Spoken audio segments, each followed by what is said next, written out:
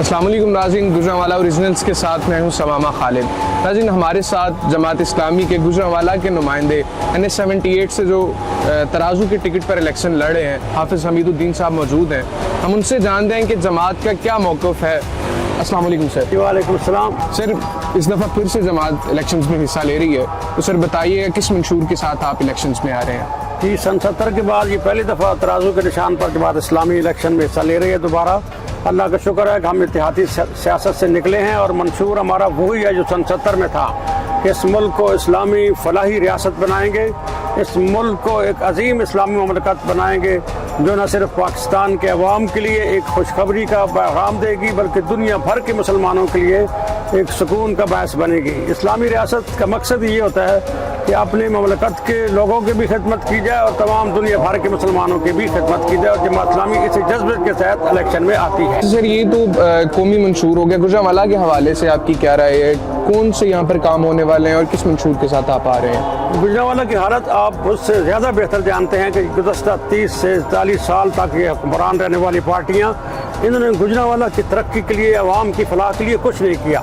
हम इंशाअल्लाह गुजरांवाला को हर लिहाज से हर शोबे में तरक्की देंगे, तालीम के शोबे में, सेहत के शोबे में, हॉस्पिटल बनाएंगे, यूनिवर्सिटियाँ बनाएंगे, IT यूनिवर्सिटी बनाएंगे, खेलों के मैदान जो है वो बनाएंगे और इंशाअल्लाह नौजवानों के लिए फलाही काम शुरू करेंगे और जो टूट फूट का शिकार गुजरांवाला है इसको खूबसूरत शहर बनाएंगे इंशाअल्लाह।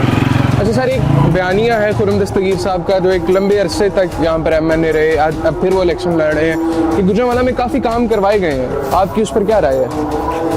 इन्होंने तो कुछ भी नहीं किया। इन्होंने तो सिर्फ मेरे तमीर शुदा कॉलेज पर, होम इकनॉमिक्स कॉलेज पर फटी लगाई है। इन्होंने मेरे तमीर शुदा सड़क पर पसूर रोड पे अपनी पट्टी लगाई थी, लेकिन वो लोगों ने उतार दी और मैंने फिर उस वक्त बैनर लगाया था कि मैंने चीफ सेक्रेटरी पंजाब से मिलकर ये पसूर रोड की खूबसूरत सड़क बनाई थी। इन्होंने तो, मैंने पहले कहा एक दफ़ा कि ये कुछ भी नहीं किया, कुछ किया होता तो आज हम इलेक्शन न लड़ते, हम इनकी सपोर्ट कर रहे होते। मुसीबत तो ये है कि ये गुजरांवाला पर ये सवार हैं लेकिन कुछ भी नहीं कर पा रहे हैं। इन्होंने कोई तमीरी तरक्की नहीं की। यहाँ पर हॉस्पिटल की हालत देख ले, मेडिकल कॉलेज भी किसी और दौर पे बना और उसके बाद फिर तमीर हुआ और आज वो एक तरफ वहाँ पर चल रहा है, शुक्र अल्हम्दुलिल्लाह। लेकिन यहाँ पर रोड और यहाँ पर जो शहर की हालत है आप खुद देखें।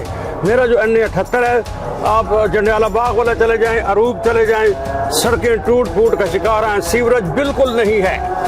इंशाअल्लाह अरूब और जंडियाला बाग वाला को हम बेहतर एक विलेज बनाएंगे, बेहतर इंशाअल्लाह शानदार उनको सहूलियात वहाँ पर पहुँचाएंगे। अच्छा सर, इसके साथ साथ एक दूसरी जमात है PTI, वो भी इलेक्शन लड़ रही थी, खैर उनके वो निशान का मामला हुआ और वो बाहर हो गए। आप उस मुकाबले को किस तरह देख रहे हैं? क्या उनको आप मुकाबला समझ भी रहे हैं या नहीं?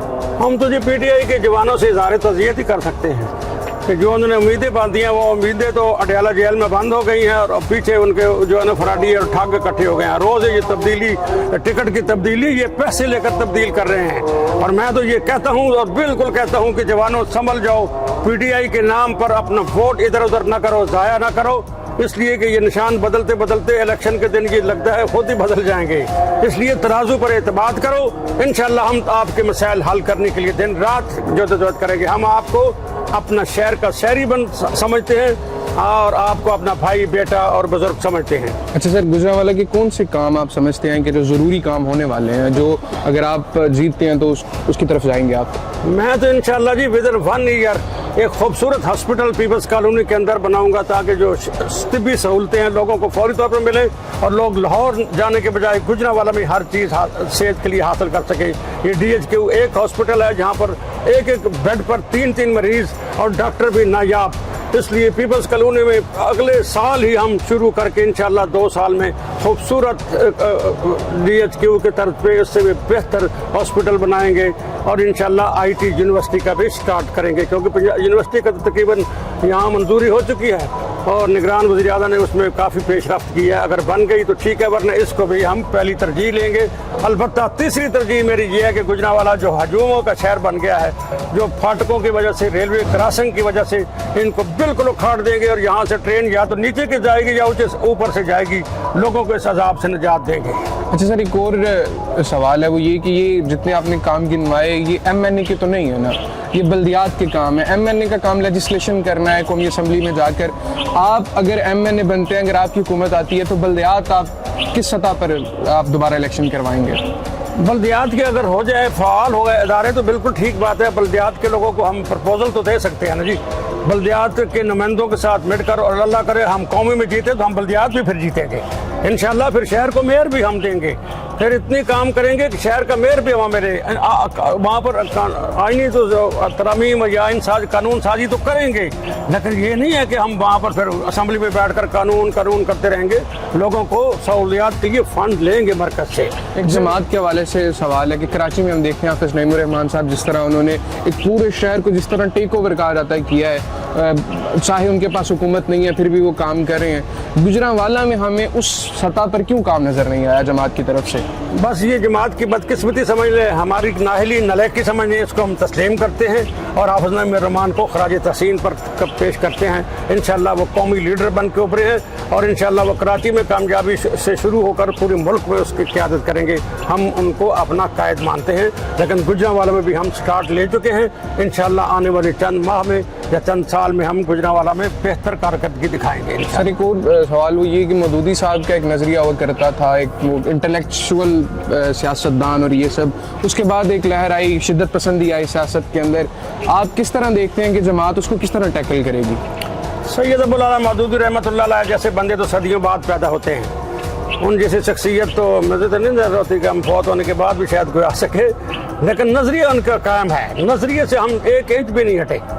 نظریہ ان کا بھی اسلامی فلاحی ریاست تھا اور اس کے لیے انہوں نے کام کیا, دن رات کام کیا, تحریر کی صورت میں, تقریر کی صورت میں, سیاست کی صورت میں اور تبلیغ کی صورت میں. ہم اسی مشن کو لے کے چل رہے ہیں. یہ تو ویسے ہی پروپیگنڈا جی سید مودودی ادھر تھے. ہم سید مودودی کو پیر سے آگے باندھتے ہیں اور انشاءاللہ ان کے نقش قدم پر چل کر اس ملک کو اسلامی فلاحی ریاست بنا کے دم لیں گے انشاءاللہ. سر چونکہ یہ ایک جمہوری ریاست ہے, سو اس میں جو دوسرے نظریات رکھتے ہیں ان کا بھی ایک حق ہے. گجرانوالہ میں اکثر ایک بات کی جاتی ہے کہ جماعت کے جو لوگ ہیں, چاہے وہ کوئی کانسرٹ ہو رہا ہوتا ہے یا جو دوسری چیزیں ہو رہی ہوتی ہیں, وہ جا کر بند کروا دی جاتی ہیں. تو اگر آپ ایم این اے بنتے ہیں اور کوئی کلچرل چیز ہو رہی ہے تو کیا اس کو بھی بند کروا دیا جائے گا یا عوام کے لیے کلچرل ایونٹس کے دروازے کھولے جائیں گے؟ وہ جو شریعت کے اندر اگر اس کی اجازت ہے تو میں کھلے عام کہوں گا کہ کرو, اور اللہ کے رسول نے اور اللہ نے اگر پابند کیا تو پھر میں نہیں کہہ سکتا اس پہ کوئی تبصرہ, اس لیے نہیں کر سکتا کہ لوگ کہیں گے یہ پتہ نہیں فلاں. ہاں, لوگوں کو مسلمان پہلے بننا چاہیے اور بعد میں پاکستانی بننا چاہیے, اور اگر ہم مسلمان ہیں تو پھر اس کو مطابق شریعت کے مطابق ہمیں چلنا چاہیے. اور آخر پر سر گجرانوالہ کی عوام کے لیے کوئی پیغام نہ؟ گجرانوالہ کا ہم بس جاگ جائیں, لسی اور پیڑوں سے نکلیں اور ان جو بڑی بڑی توندوں والے ہیں ان کے جنگل سے نکلیں. یہ کروڑوں روپے حرام کا کما کر لوگوں میں تقسیم کر رہے ہیں.